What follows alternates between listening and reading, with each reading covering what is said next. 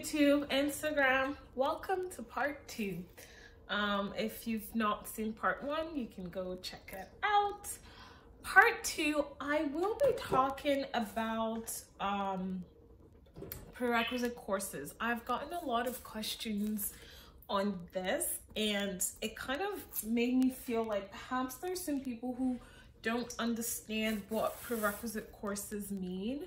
And you know what? Let's just talk about it.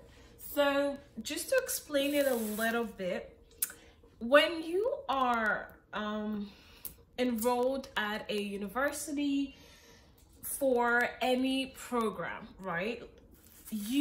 Let's say you're enrolled for nursing or engineering or biological sciences or biochem. You have to, so biochemistry, nursing, that's the degree or that's the program. However, you have to take courses to satisfy the requirements. So in secondary school or high school, the same way you have to take courses like math, English, social studies, primary science. It's the same thing too in university. It's just that your courses are just tailored more towards your degree. So if you are in engineering, you're probably taking a lot more physics and math. If you're in biological sciences, you're probably taking more biology courses, chemistry, perhaps physics, So prerequisite courses are the exact same thing. They're just courses. Now let's break down the term prerequisite. Pre just means before. Requisite just means required. So these are just pre-required courses.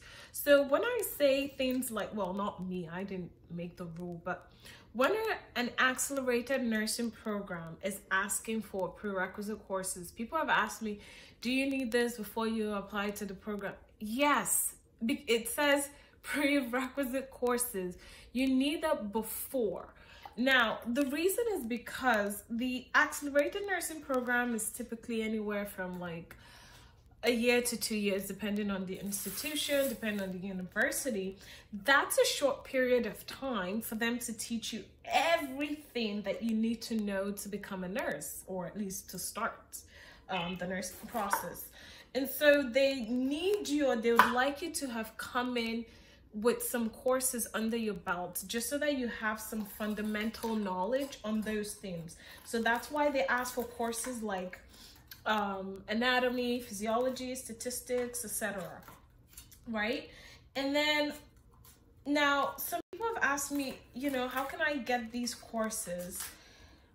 I apologize. When I made the videos initially, I made them from my own perspective or point of view, but as I've been getting a lot of questions and comments from people, I understand that people have different backgrounds.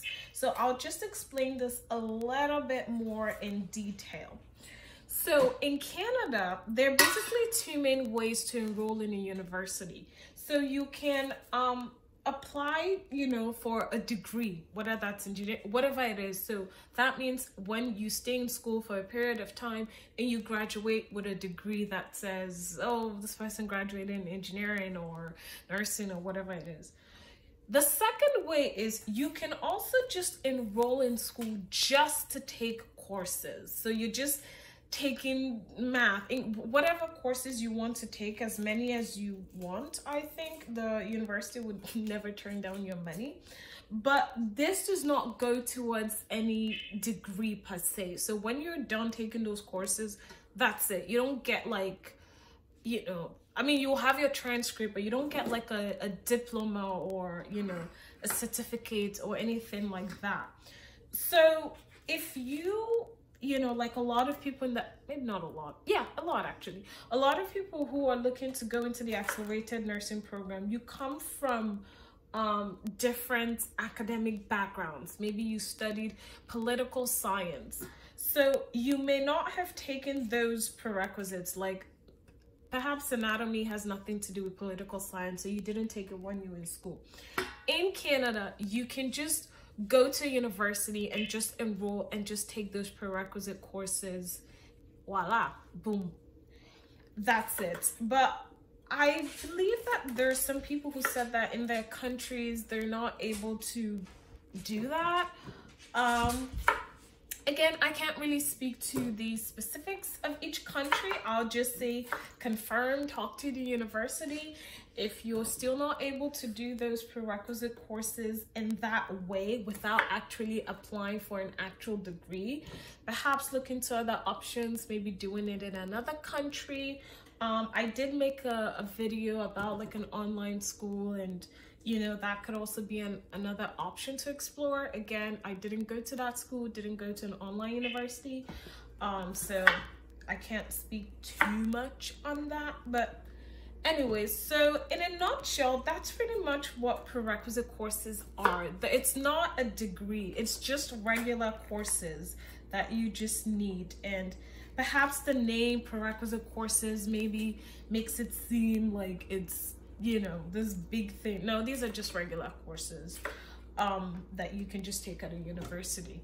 The prerequisite courses, it's unique to the program. So, you know, for the accelerated nursing, it's, you know, anatomy, physiology. For a different program, it will probably be something else. In terms of how long does it take to get those courses, it depends on how many courses you're taking, and typically in Canada, like one semester is 4 months. Like it will go from like September to December, or January to April. So that's roughly 4 months. In one semester, you can take 2 courses or 3 courses or 4 courses, or, you know, I believe a lot of schools up to 5, maybe some 6, but usually like 5 courses. So if you have 5 prerequisites to take, you can be done in a semester. If you have, you know, more, it also depends, because courses like anatomy, like physiology, usually come in like 2 parts, like physiology 1 and 2. So most universities like do the part 1 in like 1 semester, and the part 2 in like another semester. So usually you can take both of them concurrently or at the same time. So in that case, you probably have to spend like maybe 8 months, maybe September to December for part 1, and January to April for part 2. But then again, talk to the university, look into their websites. But let me know if you still have questions on, you know, what prerequisite courses are. Hopefully this helps or clarify some things. But yeah, on to part 3. Okay, jollof rice done.